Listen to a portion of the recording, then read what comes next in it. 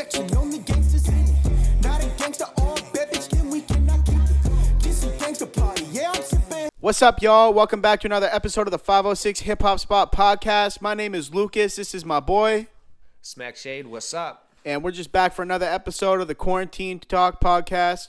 We just talk about what's going on in hip-hop culture, what's going on in the world, and what's going on in our day-to-day lives. So without further ado, let's get into another episode, and we appreciate y'all tuning in. So, yeah, what's up, Smak? Oh, not much, man. Just chilling. Yeah. Let's get right into it, bro. You just dropped a new song like an hour ago. Yeah, I dropped a song called Salon. Salon. Yeah. Shout out Solange. Yeah, it's no, not Solange. You know how much Salon. I love it. I know, but and you can anyways. You can follow me on Like Lucas a Raps a lot barbershop? at everything, and Lucas Raps a lot on everything, and just you'll see it in my bio. You'll be able to go to the bio and click it and find the shit that's popping right now. It's on my Facebook and everything. So, and share it on your Instagram stories and get it out there. But yeah, so I dropped a new song called Salon. It's one of the handful of songs that I've been keeping in the stash for the past couple of months from that trip that I took to Montreal to record. It was sick. Sir. When was that? I went to Montreal. Actually, here's a bit of so I go to Montreal with my boy Troy, who wants to be on the podcast like deadly. He wants to be on here super bad, and we Shout might out have Troy. Yeah, we might have him on sometime. Don't know yet, but shout out. I'm sure we'll meet, no, bro. I think you've met Troy. Maybe. But so I go to Montreal with Troy. We go to hang out and work. I go to work, basically. Was the whole point of me going up. So we ended up going up there. First day there, I think it was the first day there. Let me think. Yeah, first day there. Yeah, okay, so this is how it goes. Boom. We get into Montreal. We park the rental. It's just a parking spot across, like a little around the Airbnb, a little away from the Airbnb. Get back. I go into the Airbnb, get freshened up, go to the poker playground in Montreal, which is like one of the number one rated poker rooms in the entire world. Go play some cards, leave, go from there, like directly from there to the studio, and record from like 11 p.m. until 5 in the morning. I think it was supposed to be 6 in the morning, but something happened. And shout out to my boy who just, I mean, he must work a lot or whatever, but Golden Child is the name of the audio engineer that was like running the studio for that session, and he was just like falling asleep like over and over and over, like he just like couldn't keep his eyes open. He was mad tired. So we banged out like a 4 or 5 hour session, left, came back to the Airbnb, woke up the next day. Me and Troy went and did some shit. And then, Did Gold you Shot. have a hockey game? Yeah, I think that was the next day. And then my boy hits me and he's like, yo, I'm like exhausted. Like, I know that you came all the way to Montreal to work, but like, can we just like figure something out? So we just figured something out. And like, I tracked some stuff there. I tracked some stuff here, and I just like sent whatever I tracked back to him. But yeah, it ended up being like kind of like a fuck around. But we got it done regardless. But yeah, we did go to a hockey game too. We went, and we also seen, that was the same trip that I went and seen young Tory. Oh, right on. Yeah, it was super crazy. There was like, I mean, I don't know if Tory would want me to even say this, but there was like 30 people at the show. Yeah. There was like only like 30 kids at the show. But yo, I was so... That's how it starts, bro. At the end No, of the but day. Tory's already big, so that's the only reason. I think it was like lack of promotion. Like I think the promoter kind of fucked up. But I've been to shows where there's been fucking 3 people. yes, bro, but not shows that are supposed to be for artists who are like fucking popping, you know what I mean? Like young Tory is True. like, he's like signed to Lil Durk. Yeah. You know what I mean? So he's like pretty True. well known, especially in Canada. Has a huge platform for sure. Yeah, so but yeah, his show was actually like really crazy. Like for only having 30 people there, he like did his whole set, and he was like, man, he was like pouring Henny and smoking a bunch of weed on stage and shit. And I rolled my ankle in the mosh pit. Huh. There was a mosh pit. Do you remember? Were we hanging out much back then? When? I think we weren't hanging out as much as we're hanging out now, for sure. Or I guess we're not hanging out, but we're shooting a podcast. So, but in like at the end of October, I fucking destroyed my ankle at fucking Young Tory's show, dude. Like, I literally, actually, Troy was kind of a cocksucker about it, and he fucking, he like makes me like walk all over Montreal with my ankle just completely destroyed. And then we wake up in the morning, and I asked him, I was like, yo, will you go get the car and like just come pick me up at the front, like at the stoop of the Airbnb? And he's like, oh yeah. He fucking goes, gets the car, bro, and he parks. It's like, it's not a big deal if you have two working fucking legs, dude. But he parks like around the corner from the Airbnb, and it's piss pouring rain, and I have all my bags in 1 foot.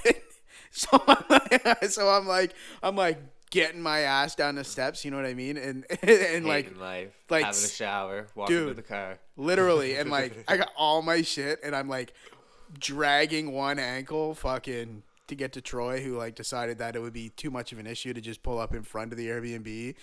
He like goes around the block or like around the corner, and I was like, oh my God, it was actually fucked up, man. And my ankle was swollen for like 2 weeks. Like I don't think I broke it, and if I did, it was like a super minor fracture. But fuck, it was a mess. Yeah, man, it definitely sucks when you hurt one of your feet. You don't realize. Like, I've kicked some shit in my life, angry. Yeah. And yeah, man, I've had some times where haven't been able to walk, and that's like why I shouldn't kick things when I'm angry. 100%. I feel that, man. And people actually underestimate, like, one, it's not like throwing a punch where like you can generate a lot of force in a punch, but you generate some of the most force possible doing like a full-on kick. So when you kick something, you're actually like fucking, there's a lot of force coming out, and when you connect, you can really fuck yourself up. Even getting used to kicking a bag, like if you're in the gym training, kicking a bag is not the same as punching a bag. Not even close. It can be painful, dude. But yeah, oh fuck, that thing you sent me today, of Akon. Oh man, talking about 6ix9ine. Oh man, and basically like, giving him a cosign to like for the snitching, saying that he's young and doesn't know what he's doing, and he's making it excusable. Is that even in a word? Yeah, it's excusable. Yeah, that's what he's saying, basically. It's excusable in that he'll be on the next record if Tekashi wants him on there, because I don't know. I mean, I think he said I was talking to how everybody's going to, like, no matter what, people are going to check it just for curiosity, even if they're not a fan. Yeah. They're just going to go look, because there's been so much, how much hype has been on this story. Like, What's another story of hip hop? There's not one like this for sure, but what's another story that has had there's not so one, much hype? There's definitely not one where the guy snitches and comes back out even stronger. But just think from before the snitching even happened. Think about when Tekashi like started the whole Instagram fuckery and how long ago that happened. Like, I mean, how long ago it was? It was like what, 2017? Yeah, and it does still feel like yesterday. Yeah, but the thing is how much hype did he have then? That's what I'm getting at. Like, that's what I'm getting at when I say that it still feels like yesterday. Right, and it's like, it's like it was so game changing that like it doesn't even feel like it was that long ago. Like it was like, but it was. It was actually like a long time ago. Really, you think about it, 3 years in the rap world. It was like October, I think, or September. Or maybe it was in the summer that he came out and really started that. I just remember I found out about him around, it was like a November, I think 2017. Yeah. He hit my radar, And I honestly, man, I got captivated by just the entertainment value of it. Like, Oh, he was super fun to watch. Yeah, of course, definitely. and that's still even today, bro. I don't want to say I'm excited, but like, I mean, there's a part of me that is definitely curious. I'm super. I think curious everybody to is see waiting how, for him for his first move. Everyone is. I'm super Nothing- you curious to can't not see be. how he's gonna roll it out, and like the route that he's already taken Yeah. has been like, I mean, I don't think I would have. I wouldn't have called what he's already done. I wouldn't have called that. You know what I mean? I wouldn't have been able to predict it. No, for sure. But I mean, just sort of like back to the issue. I don't know if I can. I don't think I give him the pass on that like Akon does. The thing that got me the most about the whole conversation was when Akon said, "You gotta protect the football," and what he means by that is Tekashi was a football, and But that's where he's wrong. Why is that where he's wrong? Tekashi was a golf ball. There was no team. That's where everybody's slipping up. See, that's not how they were portraying it. But that's what I'm saying, though. There was no actual team, dog. Like, those guys weren't really on his side. Like, they were okay, like. So let's go with, all right. So they weren't on his side, and they were just trying to use them. Well, it's their bad for not being educated enough to know that this guy would roll on them. Okay, let me lay it out for you on how I feel about it. So, I agree with that. I think that everyone in the situation fucked up. I think that Treyway and the Trey 9 Bloods all fucked up by deciding that Tekashi 6ix9ine was going to be more or less a mascot for their gang in the public eye. I think that it was really it was a big mistake for them to not only make him the mascot, but to involve him in everything and give him information. You know what I mean? Like, give him all the information that he needs to take them down if shit does go left. And I think it's fucked up of them to come through and decide that, oh, now that things are going a little south, we're going to flip on this kid, fuck his baby mama, rob him, beat him up. Yes, like him. super violate him is what, like, you know what I mean? New York guys say. So it's like you're going to super violate him. Like, all of those things are fucked up too. But Tekashi isn't super innocent in all of this, in that he was like, yes, he was roped in, but once he was in there, he was on Instagram saying like, "Yo, Treyway, he wanted like it. He wanted it. Like, oh, I've got a bag on this guy's head, and I got a bag on that guy's head, and Didn't he get? That was part of the indictment, is when he said, "I got 30 on Tuka." Or not Tuka. Kuda. No. Kuda B was the guy that was gonna kill him, I think. Okay, it was somebody in in Chicago. Tato. Yeah. It was Tato. I'm pretty sure it was Tato. I can't remember correctly.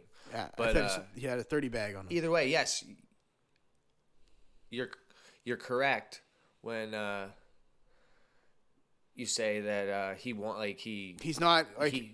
like an innocent bystander. It's like they weren't making him do this. No, exactly. He was definitely doing this out of choice. But so it's like, why would you even? I don't know, dude. Why would you bring a guy like that into your group or into your gang? So that goes to the point. And then give him all of the information, knowing that chances are, if shit goes left, he's gonna snitch. Okay. Well, there's generation gap, bro. And what generation gap? Like in the gang versus him? On the code of ethics in street ethics. I don't think there is. Yeah, I think 100%. No, I think you and Akon are both wrong on that. There's not a generational gap. Dudes who are my age still live by that. No, 100%. Maybe not. Maybe you know a bunch of rats, bro. But I know guys that are my age that I hang out with 100% that are thorough, that are solid 100%. I've seen it on First 48. That's enough right there, Smak. That just makes your conversation completely not credible. Well, you've seen it on these young kids. You've seen it on First 48, dog. My life isn't first 48. You see it on. You see the fucking. You see the videos, man, of people snitching on people. Yes, dude. You see that everywhere, 100%, and you've always seen that. But but if you're really involved with that lifestyle, bro, if you're really involved with it, remember? But dude, if you listen to me, dude, listen. If you're really involved with that lifestyle, Smak, which I know may be a little out of touch for you, but if you're really, really deeply involved in that lifestyle for real, not like 6ix9ine was, there is no generational gap. 100%. If you're really involved with that shit, you know what's right and wrong in that lifestyle. 100%, dog. My point is there's a lot of people saying that they're involved in that shit and they really aren't. I agree with that.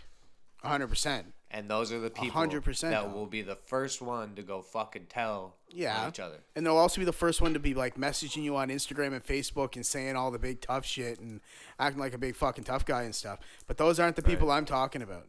100%. I don't think as far as being like really thorough and being like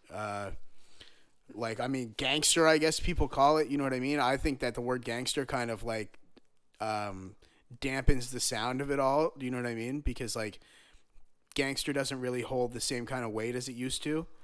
But like people that are really involved in that, even to this day, know the real consequences. And I'm not talking mob guys, and I'm not talking like these dudes on Instagram and rappers and shit that talk about it and don't live it. I'm talking about real ass people that are really involved in that shit, bro. There is no line to be drawn. There is only a line to be drawn.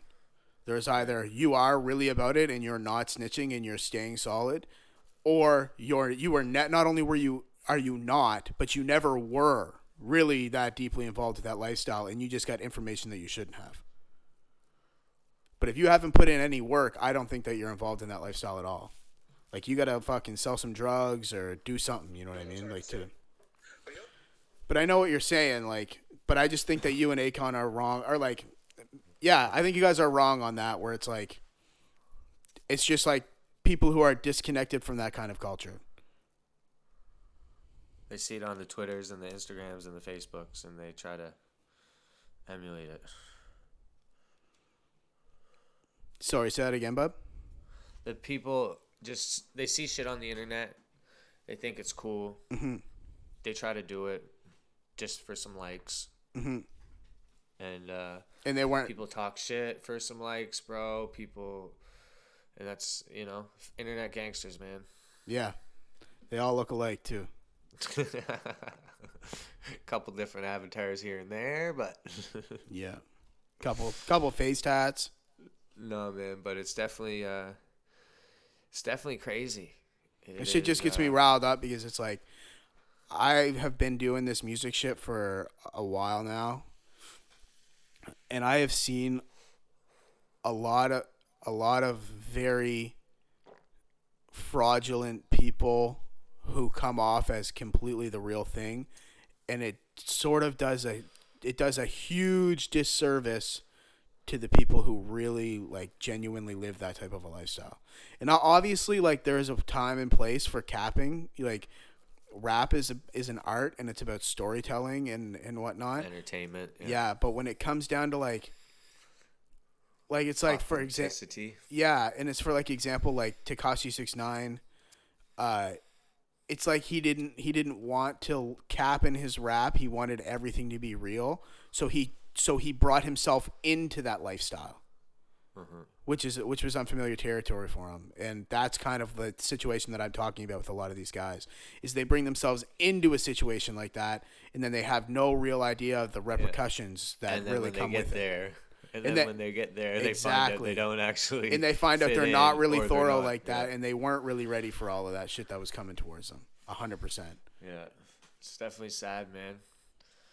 What Where was that video from that you sent me of the jails? It was somewhere, the guy in jail down in the States. Was it somewhere down in Chicago? The States, man. Oh, fuck. Here, just let me. I think it was a Chicago jail. I think it was too, man. We'll put the link below to the World Star video of it. But basically, Buddy is getting like They're going in for lockdown. Yeah, he's getting checked into his cell, or getting put into his cell, not checked in. He's getting put into his cell, and then he starts to wrestle with the CO and steals the keys. Then lets his boy out, and then proceeds to like fight the CO that's there. Another CO comes in, he fights that CO, and then when a group of them come in, then one more comes in, and he one pieces the one he was already fighting, slips, gets the other one in a like a bad position in the corner, and sleeps that one punch. Wow. And then he just sleeps every other CO that comes until the squad comes in and bum rushes them. I think he knocked down 3 guys. 3 of them. And then you just see 2 guys coming in. You see 2 guys coming in. I'm pretty sure they had had a taser, because I seen a couple little lasers. Yeah. And they're like pointing them at the guys, and they're starting to second guess themselves, and they're not charging the guys. And then literally, man, you see fucking 20 guys. I counted them. That's You right. see 20 guys. Run in. You just run. All up the stairs, all around the side, man. And you just see, you see, not to be, you know what I mean? You see Buddy fucking get caught up, and he's down as quick as the other 3 were. He's literally, boom, they get him right on the ground and get him fucking contained. I know we shouldn't really. It's not. We shouldn't be laughing about it, because it's like it's super sad. From what I've seen on some of the posts in what's going on in the jails right now with this whole coronavirus, this is a different situation than that. Yeah, but the inmates aren't being treated, or I guess they're not being treated at all for anything that they have wrong with them. Right, and they're being quarantined, but in a jail with like hundreds of people. I saw an Instagram live video from COs that are coming in and out of the jail, right? But yeah, continue. You seen a video of some. This is a different story, but I saw some guys in a jail somewhere on a cell phone on Instagram Live, and they were starting a riot, and like they're like saying how I saw it on Royce's Instagram is where I saw it, and they're saying how they didn't have no food and fucking, you know what I mean? They're not treating them. They're just, it's just a war zone almost, like, and they're just fighting in there, and they're saying we don't mean to do this, and they're smashing the windows and the fucking like the guards there or whatever. Yeah. You know, they call it the bubble is what they call it in down in the county here. It's like, I don't know, it's where the COs sit, and the observation deck, I guess, for each unit. So anyways, man, it's just crazy to see what's going on. I know I wouldn't want to be in fucking jail right now. I wouldn't want to be in jail anytime. But especially right now. Right now, and everybody that's on fucking remand right now, waiting for their fucking trials, bro. Whew. You know what I mean? Everything's being delayed. Yeah. Some of the people that are actually innocent sitting in jail right now on some bullshit. Yeah. It's actually not bad for guys that are on remand, though, like if you think about it that way, because you'll just serve more time in remand than you initially would have and get more of a day, like, because you get a day and a half, right? Who knows, man? With the government, they're probably going to not even count it with the COVID. That would be so fucked up. They gotta count it. Hard to say, man. So, yeah, man. But yeah, that's no, you're right, dude. And even like YNW Melly, he's like, I think he got denied parole, or not parole, but he got denied the same treatment that 6ix9ine got. I saw somewhere somebody post, if they let YNW out of Melly, or sorry, YNW, if they let him out of jail right now, in 2 years with his cult following, he could be as big as Uzi. As big as who? Lil Uzi. Oh, Lil Uzi. I don't know. I think that he's big as is. He is, but he's actually like, he's unreal. I love his music, bro. Do you listen to Playboi Carti at all? No. Really? He dropped a new song today. It was really good. It's called At Me. I saw some shit where he got caught up. Yeah, we talked about that like our first episode. And he's just saying, I'm going to fuck your daughter or something to the person that arrested him.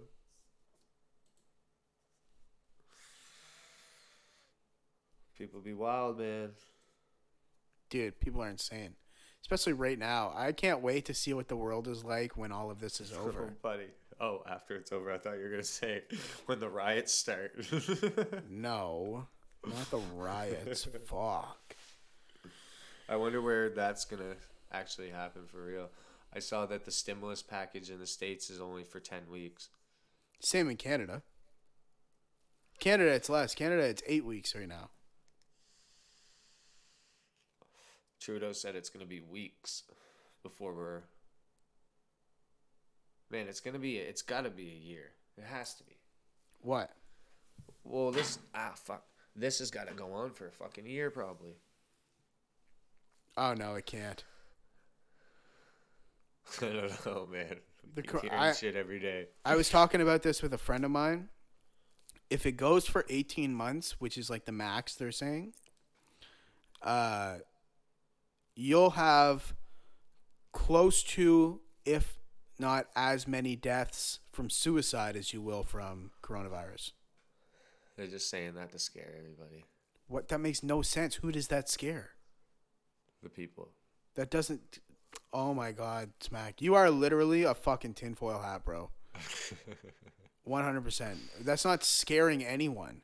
It's not like people are hearing, oh no, a lot of people are going to kill themselves. I'm going to kill myself. I'm sure that's the case for like a small majority of people, but it's like legitimate fact, dude. You imagine if you have like real mental health issues and then boom, the only thing saving your mental health issues is your routine where you go to the gym and you eat healthy and you visit friends and loved ones, and now all of that's taken away from you. If you have to do that for 18 months and not only do it for 18 months, but in that 18 months you're confined to basically the fucking four walls in your home, dude, people are going to go fucking crazy. 100%. People are going to lose their mind and start doming themselves or fucking killing people that they're like... that they live with and fucking going crazy, bro. Like, obviously, I don't live with anybody, and they'd probably be. Yeah, I mean, obviously, I'm in a good situation where it's like it's me and Candace, but I mean, some people, dude, fucking, they're in abusive relationships, and now they're quarantined with those people. On top of people who are fucking already super mentally distraught and have a hard time with day to day as is. Like yourself. Fuck you. I'm 100% mentally fucking... I'm a soldier. I'm not. I'm a soldier. I'm definitely not. Mentally, I'm 100% a soldier. I've been through a lot of fucking shit in my life, bro. And I'm a soldier mentally. Man. Just like you. 100%. Yeah. I've been working. And like after everything you've been through, you know what I mean? To be able to come out with a clear mind and be able to refocus and man, fucking you're a soldier, you know what I mean? Like the brain and mind are very powerful. Young legend, bro. Yeah. But anyways, we're at fucking 28 minutes, so let's wrap this bitch up. Hold on. What? Just before we go. You got one minute. We're going to have a very special guest, one of my favorite rappers, producers. This guy has produced hits for 2 Chainz. He's produced hits for Young Dolph. He's produced hits for Don Tripp, Starlito. He's from Mississippi. His name is Chefrey Kitchen. And, it just kind of happened out of the whim. Stay tuned, motherfuckers. We're going to try to talk to him tomorrow and see what's up. Yeah. But anyways, thank you so much. This has been Every Day's Good, man. We appreciate it. And you want to wrap? Sign them out, bro. You sign them out, bro. This has been the 506 Hip Hop Spot Podcast. My name is Lucas. This is my boy Smak Shade. What's up? And this has been another episode of the Quarantine Podcast. We're going to keep coming at you every day with new content, trying to shine a little bit of brightness, a little bit of light on this very dark situation. We appreciate y'all tuning in. You can find me at Lucas Rapslot on all social media platforms. You can find my boy at Smak Shade on all social media platforms. And you can find the both of us on all social media platforms at 506 Hip Hop Spot Podcast. 506 Hip Hop Podcast. No spot. Yes, sir. We appreciate y'all very much. Thank you so much for tuning in. Thank you so much for tuning in, man. And if we're helping keep y'all going, believe it or not, y'all are helping keep us going. So we really appreciate it, man. And salute. Have a good day, man. 100. Gangsta only section, only gangsters in it. Not a gangsta all bad bitch, then we cannot keep it. This is gangsta party, yeah, I'm sipping.